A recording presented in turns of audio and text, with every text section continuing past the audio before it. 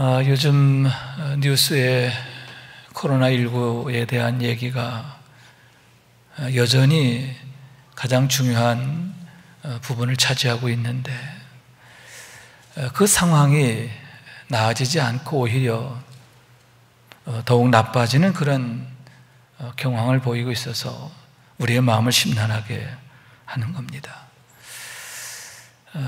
특히 코로나 상황의 악화로 인한 통제와 또 압박, 이런 것들은 경제적 위축을 가져오기 때문인데, 특히 서민 경제에 치명적인 어려움을 야기하기 때문인 겁니다. 며칠 전 뉴스에서 보았는데 20대 후반의 젊은 여성이 극단적인 선택을 했다는 얘기인데, 가족들과 함께 시내에서 카페를 운영했어요. 그런데 요즘에 너무 어렵잖아요. 얼마나 마음이 어려웠을까요? 피가 마르는 거죠. 결국 고민하다가 그 마음의 무게를 견디지 못해서 불행한 선택을 하게 되었는데, 정말 너무나 가슴 아픈 안타까운 일이 아닌가 하는 얘기입니다. 아마도 그런 분이 한둘이 아닐 거라 생각하는데, 무엇보다 그럼에도 여전히 개선의 여지가 보이지 않는 것 같아서 우리의 마음을 지치게 하는 게 아닌가 하는 얘기인 거죠. 그런데 여러분, 더욱 안타까운 것은요, 그러한 코로나 사태로 인해서 서로를 혐오하게 되는 그러한 참담한 상황인데, 예를 들면 전주에서 10번째 확진자로 밝혀진 어떤 맛집 사장님에 대한 얘기죠. 그분이 20년 동안 전주에서 죽도 민물 해운탕이라고 하는 맛집을 운영했어요. 아주 소문이 잘 나서 너무너무 맛있다라고 소문나서 항상 사람들이 미어터지던 그런 식당입니다. 그런데 지난 3월 18일 몸에 감기 기운이 있어서 병원에 가서 진찰을 했더니 코로나19로 확진된 거예요. 그 즉시로 그분의 신상이 공개되고, 그때부터 혹독한 시련이 시작되었는데, 사람들로부터 코로나 식당이라 이렇게 불려지게 됐다는 거죠. 죽도 민물 매운탕이 코로나 식당이라고 하는 새로운 이름으로 불려지게 되었다는 얘기죠. 손님들의 발걸음이 한순간에 끊어진 건 당연하고요. 그 식당 앞을 지나가는 사람들은 손가락질하면서 이 집이 코로나래 하면서 손사래를 쳤고요. 하루에 100통 이상 전화가 왔는데 하나같이 악담인 거예요. 빨리 되져라, 망해버려라, 당장 전주를 떠나라. 온갖 욕설들이 가득하게 되었다는 거예요. 심지어 김씨 그 사장님 부인에게는 너희 남편이 신천지 여자랑 어디서 널브러졌다 온 것 아니냐, 그런 정말 모욕적인 말까지도 서슴지 않게 되었는데, 그런 한마디 한마디의 말들이 그 가족들에게 얼마나 큰 상처가 되었을까. 정말 마음들이 무너졌을 거예요. 그로 인해서 온 가족이 이제는 마음의 병을 앓게 되었는데, 코로나19는 나았어요. 그런데 더 무서운 질병이 온 가족을 뒤덮게 됐다고 하는 거죠. 결벽증이 생기고 수면장애가 생기고 공황장애, 우울증 등이 생기게 되었는데, 그로 인해서 그 가정이 헤어날 수 없는 수렁에 빠지게 되었다 하는 너무나 안타까운 얘기인 것입니다. 그런 의미에서 여러분, 지금이야말로 더더욱 영적인 문제가 중요하고 교회가 해야 할 일이 크다 할 수 있는데, 왜냐하면 하나님께서 주시는 마음이 아니고서는 지금의 이 문제를 결코 해결할 수가 없기 때문인 거예요. 우선 여러분, 하나님께서 주시는 탁월한 지혜가 있어야 하는데, 그래야 치료제도 만들고 백신도 만들 수 있기 때문이죠. 하나님께서 준비된 그 누군가를 통해서 속히 이 일들을 이루어 주시기를 원하는데요, 속히 치료제가 만들어져서 백신이 나와서 많은 사람들을 이 어려움에서 벗어나게 했으면 얼마나 좋을까 하는 얘기인 겁니다. 또한 여러분, 하나님께서 주신 평강과 담력이 있어야 하기 때문인데요, 왜냐하면 그래야 사람들이 냉정해지고 현명해지기 때문이죠. 지금의 문제들을 어떻게 풀어가고 해결할 수 있을까 건강하게 생각할 수가 있게 된다고 하는 거죠. 왜 사람들이 서로에 대해서 혐오하고 흉한 말도 서슴지 않게 되느냐? 왜 해서는 안 될 말도 그렇게 거침없이 하게 되느냐? 실상은 온갖 두려움들이 그 마음을 강하게 붙잡고 있기 때문인데, 그로 인하여서 마음의 평정을 잃어버렸기 때문이라고 하는 거죠. 그런데 여러분, 어디에서 평화가 옵니까? 어떻게 해야 우리가 이런 두려움과 불안을 극복하고 평강과 담력을 얻을 수 있느냐 하는데, 오직 하나님으로 말미암는 것을 믿으시기 바랍니다.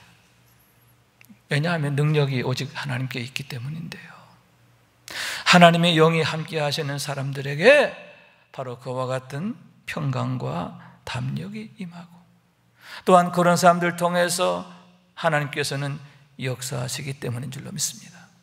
세상을 이기는 능력이 나타나는 거죠. 마치 반석 위에 세워진 견고한 집과 같은 모습으로 우뚝 서게 되는 줄로 믿습니다. 그러므로 해서 여러분, 세상에 희망이 되고 기쁨이 되고 또한 치료하는 능력이 되는 것을 보게 되는 거죠. 그러나 너무나 안타까운 사실은 작금의 교회가 그러한 희망들을 제대로 보여주지 못하고 있다 하는 사실인데, 오히려 일부 기독교인들과 소위 기독교 지도자임을 자처하는 이들의 뒤틀린 행태들은 오히려 손가락질의 대상으로 전락하고 있음을 보게 되기 때문이에요. 실망을 넘어서 절망이다. 실망도 사치야, 절망이라는 거죠. 많은 사람들이 기독교인의 모습을 통해서, 교회의 모습을 통해서 희망을 품고 기대와 설렘이 있어야 되는데, 오히려 실망과 절망을 주고 있는 것이 요즘의 우리의 안타까운 모습이 아닌가 생각하게 되는 것입니다. 그렇기 때문에 지금이야말로 더욱 하나님 앞에서 더욱 낮게 엎드려야 하는데, 왜냐하면 성령님의 역사는 언제나 몰상식이나 비상식이 아니라 거룩함으로 나타나는 것이기 때문인데, 하나님은 선하시고 인자하시고 지고한 아름다우시기 때문인 거예요. 아름다움이라는 거죠. 하나님께서 지으신 모든 것을 보시니 심히 좋았더라. 보시기에 심히 좋았더라. 그것이 바로 하나님의 역사의 결론인데, 성령께서 우리 가운데 계시며 나타내시는 하나님의 영광이 바로 거기에 있음을 보게 되기 때문이다 하는 얘기인 겁니다. 다시 말해서 여러분, 몰상식이 아니라 초상식이며 혼돈이 아니라 나보다 남을 먼저 생각하는 사랑의 질서인데, 여기서 초상식이라는 게 뭐냐? 예를 들면 이런 거지요. 사도행전 16장에 보면 바울과 실라가 빌립보에서 복음을 전하다가 감옥에 갇히는 얘기가 있어요. 귀신 들린 여종을 고쳐주었다가 그것이 빌미가 되어 고소를 당하고 또 억울하게 매를 맞고 착고에 채인 채로 깊은 지하 감옥에 중죄인처럼 던져지게 됐다라고 하는 거죠. 그러니만큼 여러분 너무나 억울하고 화가 나고 또 여러분 얼마나 낙심이 될까요? 그런데 너무나 놀라운 사실이 전혀 그런 모습이 아니었음을 보게 되는 거죠. 원망하거나 낙심하지 않은 거죠. 그런데다가 여러분, 그는 로마의 시민이라고 하는 정말 무지무지한 권세를 갖고 있었는데 자기 자신을 위해서는 그 권세를 조금도 사용하지 않았다라고 하는 사실이에요. 오히려 기꺼이 그 어려움들을 감수했는데, 그러면서 그 안에서 기도하고 찬송하였더라. 할렐루야. 여러분, 어떤 기도였을까요?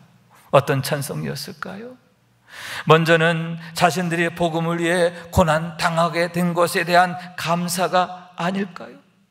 그와 더불어서 당신을 배척하고 또 매를 때리고 착고에 채워 감옥에 던진 이들,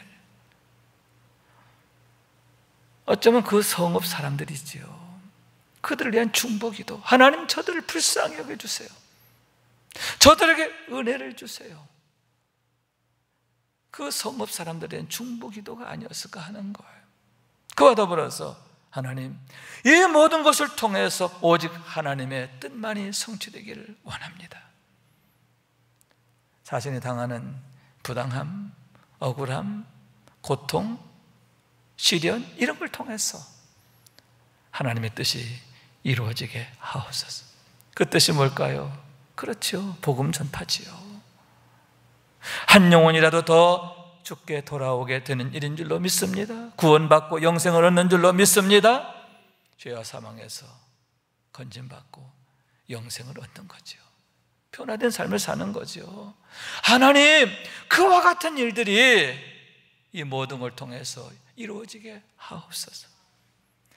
그와 같은 기도와 찬송으로 하나님 앞에 나아갈 때, 하나님의 얼굴을 구할 때, 여러분, 옥토가 흔들리고 착고가 풀어지고 옥문이 열리는 역사가 있게 되었음을 보게 되는데, 성도의 영화, 우리 하나님께서 그 험악한 감옥 한가운데에서 당신의 영광을 강력하게 드러내셨음을 보게 되는 거예요. 여러분, 바로 그런 모습이 참 기독교인의 모습이며 참 교회의 모습이 아니겠습니까? 우리가 늘 사모하고 구해야 할 경건의 장성함이 아니겠습니까? 왜냐하면 하나님은 선하시기 때문에, 인자하시기 때문에. 그러므로 하나님의 영이 함께하는 사람에게는 항상 하나님의 선하심과 인자하심만이 따르게 되기 때문이다 하는 얘기인 거예요. 그러므로 여러분, 우리가 제대로 알고 제대로 믿어야 하는데, 진짜 복음이 뭔지, 진짜 신앙이 뭔지 바로 알고 바로 믿어야 됩니다. 우리의 경건이 초등 수준에 있는 게 아니라 그것이 고등 수준을 넘어서 장성한 분량. 할렐루야. 그리스도의 온전하신 같이 온전하라. 내가 거룩하니 거룩하라. 할렐루야. 우리 하나님의 거룩하심 같이 거룩하게 되는 그런 영광을 사모하면서 하나님의 얼굴을 간절히 구해야 할 것이다 하는 얘기인 거예요.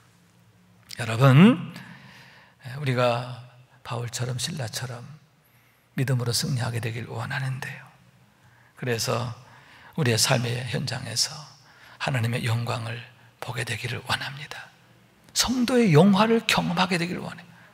성령께서 나를 통해 강력히 역사하시는 것을 여러분 보고 경험하는 주인공들 되시기를 주님의 이름으로 축원합니다.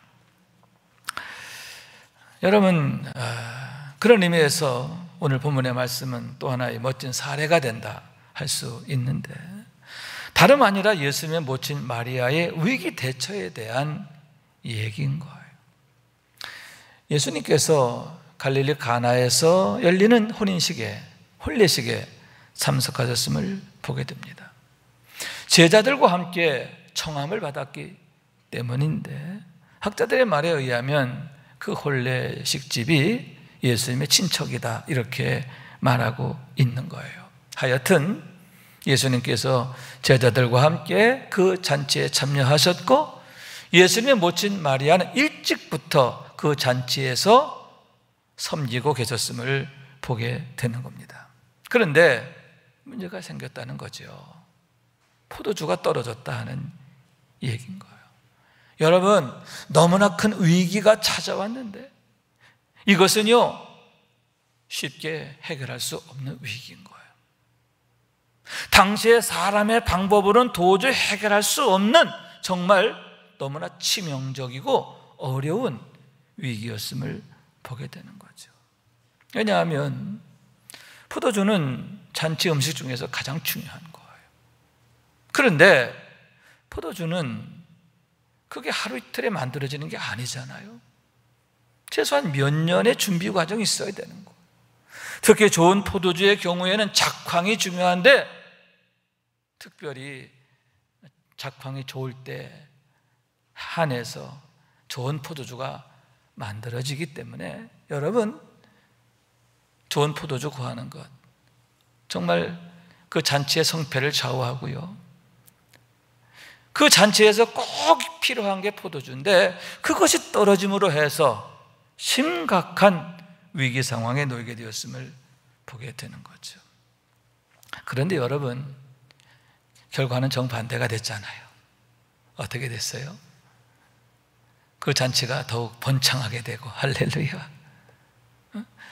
그 위기에 그 혼례집이 오히려 하나님의 영광이 드러나는 축복의 잔치집으로 바뀌었음을 보게 되는데, 왜냐하면 최상급의 포도주를 그것도 무한정하다 할 만큼 새롭게 공급받게 되었기 때문임을 보는 거죠. 그래서 연회장이 신랑을 불러 이렇게 말합니다. 사람마다 먼저 좋은 포도주를 내고 취한 후에 낮은 것을 내거늘 그대는 지금까지 좋은 포도주를 두었도다. 비난받고 꾸중 듣게 될 신랑이 정반대로 칭찬을 받고 영광을 얻게 되었음을 보게 되는 거죠. 이게 뭐야? 무슨 잔치를 이렇게 한심하게 준비했어? 그렇게 비난받을 일이에요. 그런데 거꾸로 왜 이렇게 잘했어? 왜 이렇게 멋져? 왜 이렇게 훌륭해? 칭찬을 받게 되었는데 여러분 무엇입니까? 바로 그 잔치집에 믿음의 사람 마리아가 있었기 때문임을 보게 되는 거죠. 여러분, 믿음의 사람 마리아, 그 한 사람이 머릿돌이 되어서 주춧돌이 되어서 디딤돌이 되어서 실마리가 되어서 그와 같은 그 혼례집의 위기가 여러분 축복으로 바뀌고 영광으로 바뀌게 되었음을 보게 된다라고 하는 거죠. 우선 여러분, 마리아가 그 문제를 가지고 예수님께로 나아가게 되었기 때문임을 보게 되는데, 문제 해결의 첫 번째 원리가 바로 거기에 있음을 보게 되는 거죠. 여러분, 일반적으로는 그런 문제가 생기면 어디를 가야 돼요? 신랑을 찾아야죠. 연회장을 찾아야죠. 그런데 마리아는 그렇지 않았다는 거죠. 아예 처음부터 바로 예수님을 찾아갔으면 보게 되는데, 왜냐? 오직 예수님에게만 문제 해결의 능력이 있음을 알았기 때문인 줄로 믿습니다. 다시 말해서 예수님이 누군지를 아는 거죠. 예수님에 대한 믿음이에요.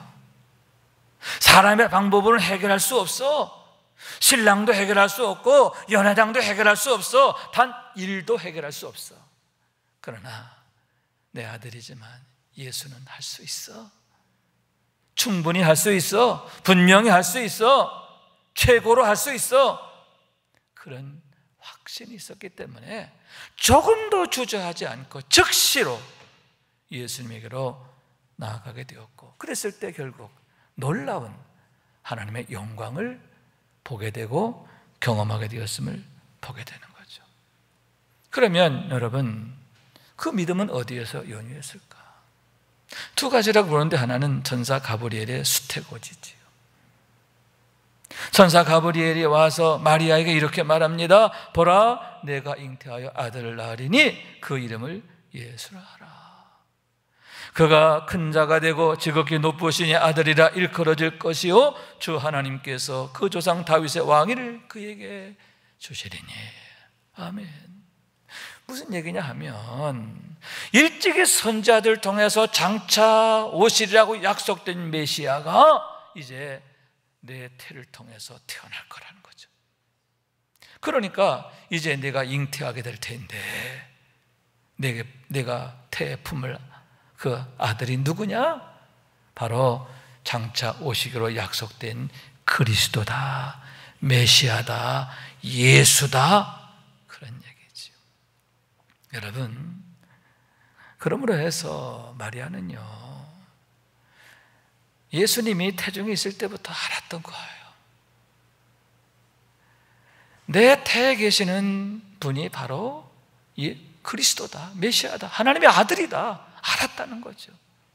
그의 믿음이 바로 그와 같은 천사 가브리엘의 약속에서부터, 말씀에서부터 비롯되고 있음을 보게 되는 거죠. 다른 하나는 성탄 때에 목자들로부터 전해 듣게 된 천사들의 말씀인 거예요. 오늘 다윗의 동네에 너희를 위하여 구주가 나섰으니 곧 그리스도 주시니라. 너희가 가서 강보에 쌓여 구유에 누워있는 아기를 보리니 이것이 너에게 표적이니라. 아멘, 아멘. 여러분, 목자들이 와서 천사들이 선포한 말을 아주 그냥 신이 나서 전한 거예요. 그런데 그 모든 말을 마리아는 마음에 새겨 생각했다, 이렇게 말씀하고 있는 거죠. 허탄하게 듣지 않았다는 거죠. 가벼이 여기지 않았다는 거예요. 자기의 마음에 새겼습니다. 뿐만 아니라 새겨진 말씀을 생각하고 또 생각한 줄로 믿습니다. 그럴 때에 그 말씀이 그에게 능력으로 나타나서 그의 믿음이 자라게 하고 온전케 하고 장성케 하고, 할렐루야, 기적을 낳는 믿음의 주인공으로 세워지게 했음을 보게 되는 거죠. 여러분, 이와 같이 예수님에 대하여 들음, 예수님에 대한 영적 체험, 이게 중요한 거죠. 다시 말해서 예수를 누구인가 아는 것, 이것이 중요하다 할 수 있는데, 그런 의미에서 말씀을 마음에 새기고 깊이 생각하는 것, 그것이 얼마나 큰 축복이 되었는가 하는 것을 보게 되는 거죠. 그래서 히브리서 기자는 이렇게 말합니다. 예수를 깊이 생각하라. 왜냐하면 여러분, 예수 그리스도, 그분은 바로 말씀 그 자체이기 때문인 줄로 믿습니다. 말씀이신 예수 그리스도, 그분을 내 마음에 새기고, 아멘, 그분을 생각하고 또 생각하게 될 때에 여러분, 우리에게 믿음이 세워지고 우리가 믿음으로 사는 삶을 살게 되는데, 인간적으로 세상적으로 생각하고 판단하는 게 아니에요. 형편과 상황을 따라, 이해관계 따라 하는 거 아니에요. 감정 따라 하는 거 아니에요. 무엇이냐? 여러분, 신앙적으로 생각하고 행동하는데 거기에서 놀라운 역사가 나타나게 되는 거죠. 여러분, 위기가 변하여 축복이 되고 절망이 변하여 희망이 되는 줄로 믿습니다. 하나님의 영광을 보게 되는 줄로 믿습니다. 믿음으로 그와 같은 영광을 이루어가는 우리 모두가 될 수 있기를 원합니다. 그래서 여러분, 믿음의 사람이 소망인 거예요. 믿음의 사람이 희망인 거예요. 믿음의 사람들이 하나님의 영광의 때를 활짝 열어가게 되는 줄로 믿습니다. 마리아 같은 믿음으로 세워지는 우리 모두가 될 수 있기를 주님의 이름으로 축원합니다. 또한 여러분, 거룩한 주인의식이다 할 수 있는데, 마리아에게는 예수님에 대한 확고한 믿음과 함께 항상 거룩한 주인의식을 갖고 섬기는 그런 사람이었음을 보게 되는 거죠. 위기에 빠져있는 그 혼례식 집에 있어서도 그는 신랑의 문제, 혼인집에 그 포도주에 모자란 문제, 이런 문제들을 남의 문제가 아닌 내 문제로 여기며 책임감 있게 응답하게 되었을 때 그녀를 통해서, 마리아를 통해서 그런 놀라운 일이 있게 되었음을 보게 되는 거죠. 여러분, 주인과 객은 문제가 생기면 확연히 드러나는데요, 이 주인과 객이 반응이 달라요. 대처가 달라요. 객의 경우는 어떠합니까? 그 문제를 피하여 도망가지요. 그리고는 여러분, 그 문제에 대해서 겉으로는 걱정하는 척하지만 속으로는 헐떡이 바빠요. 그 문제를 들추어내기 바쁘다, 그런 얘기지요. 반면에 여러분, 주인의 경우는 어떻게 하면 이 문제를 해결할 수 있을까? 골몰하는 거죠. 잠을 못 자는 거예요. 식욕이 없는 거예요. 식욕이 사라지는 거예요. 그 문제가 해결될 때까지 결코 포기할 수 없는데 그 문제의 상황을 떠날 수가 없는 거다라는 그런 얘기죠. 여러분, 마리아는 그 혼인집의 주인이 아니었어요. 그럼에도 포도주가 떨어졌을 때 가장 먼저 알았음을 보게 되는데, 그 얘기는 그 잔치집의 상황을, 다시 말하면 그 섬기고 봉사한 일이 있어서도 뒤에서 적당히 했던 게 아니라 가장 앞장서서 중심에서 일했다는 얘기죠. 주인처럼 일했다는 거예요. 이 월급 받고 온 거 아니잖아요. 아르바이트 온 거 아니에요. 그냥 거들러 온 건데, 그런데 마리아는 거들어도 그냥 거드는 게 아니라 앞장서서 거들고, 할렐루야, 그 중심에 서서 그 집의 일을 내 일처럼 그렇게 감당했음을 보게 되는 거죠. 그래서 그 문제를 해결함에 있어서도 주인의식을 갖고 행동하는데요, 예수님 앞에 나아가서 아주 그냥 매달리잖아요. 주님께서 여자요, 그게 나와 무슨 상관입니까? 하고 거절하니까 어떻게 해요? 그냥 맡기잖아요. 그러면 자존심 내세우면서 그럼 관둬! 하고 갈 만한데 아니죠. 자존심이 뭡니까? 자존심이 뭡니까? 여러분, 주인의식을 갖고 행하는 거죠. 책임의식이죠. 하인들에게 명령할 때도 주인처럼 명령해요. 이분이 뭐라고 하시든 그대로 하라. 할렐루야. 여러분, 그 어떤 마리아의 주인의식이 그 가정에 축복을 가져오고 하나님의 영광을 가져오게 되었음을 보게 되는 거죠. 그런데 참으로 재미있는 게 마리아만이 아니라 그 집의 하인들까지도 주인의식으로 행했음을 보는데요, 주님께서 여기 있는 물동이에다 물을 채우라 하셨어요.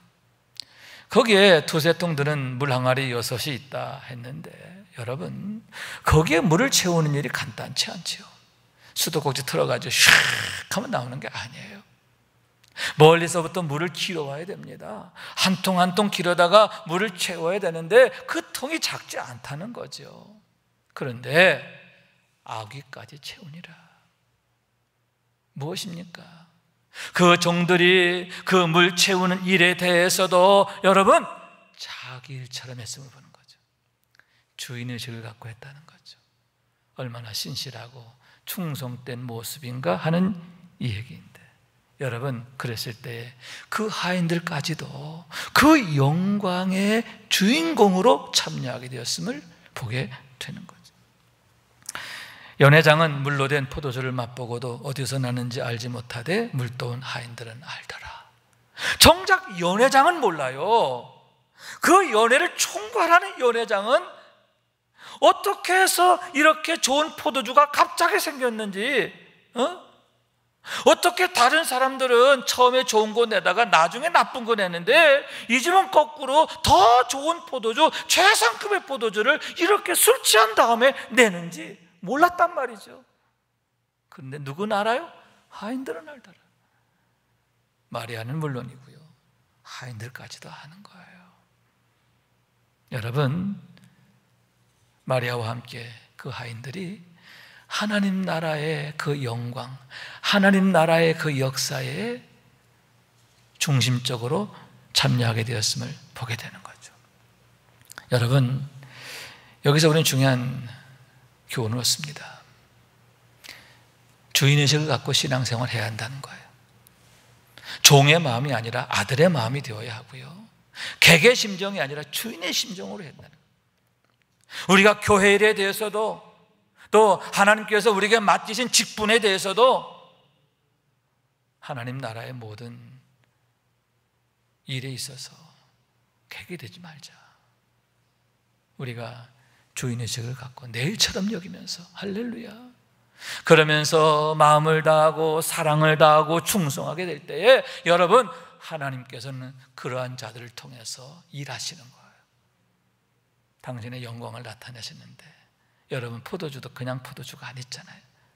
최고 좋은 것으로, 아멘, 가장 좋은 것으로 응답하시고, 가장 좋은 것으로 축복하시고, 가장 좋은 것으로 채워주시는 하나님의 놀라운 영광을 보게 되는 거죠.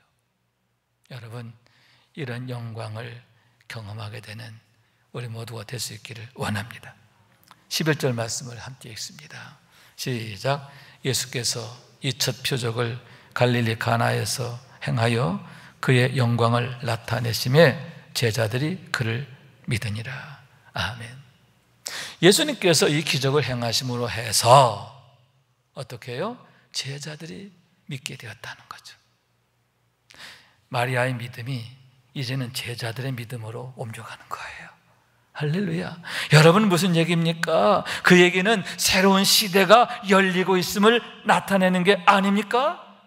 장차 믿음으로 세워질 제자들을 통해서 하나님의 영광이 얼마나 놀랍게 어미하게 나타날 것인가, 그것을 여기에서 암시하고 있는 거죠.